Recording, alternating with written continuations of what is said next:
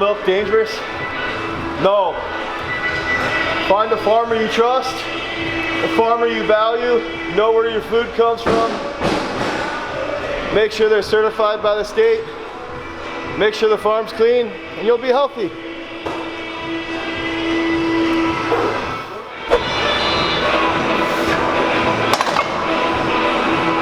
Why should people squat to full depth?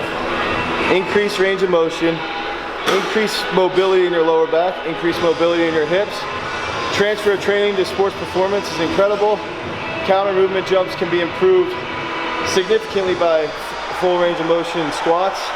And finally, if you're an Olympic weightlifter or you're playing any sport in that full depth, wrestling, football, anything like that, any combat type sport, training through all those different ranges will improve your sports performance.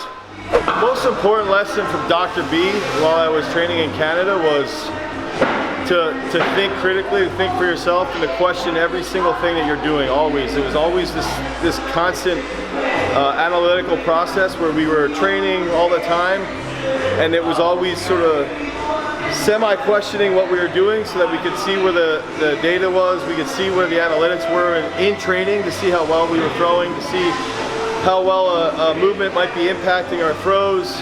And I think that that's the overriding theme coming out of that, was that when I came back and I started a gym, it was everything I had to do, everything was done based around learning from my athletes, learning from myself, and always learning. It's one of those things that's like, Soviets were always sort of thought of being these, like, you know, potato head idiots, and it was like, that was the polar opposite of what I learned from him. It was always thinking, always analyzing training, and always progressing from your training so that you can constantly improve your system of training. If they've got size, I would always prefer to train a weightlifter versus a thrower, because weightlifters they're not physically as gifted per se.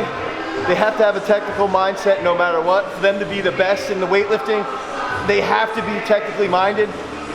You can squat as much as you want, you can pull as much as you want, but you have to have really good technique to be a good weightlifter.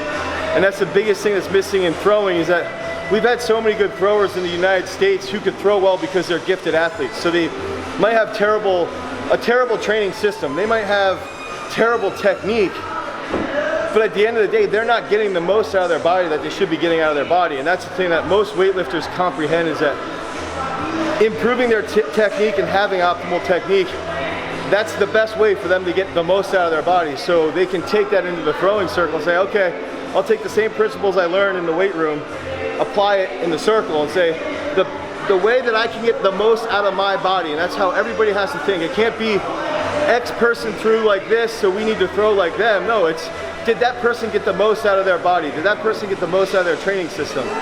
And if they did, then that's how you grow. And that's why I would much prefer taking an Olympic weightlifter, because they comprehend that technique rules supremely over nearly everyone.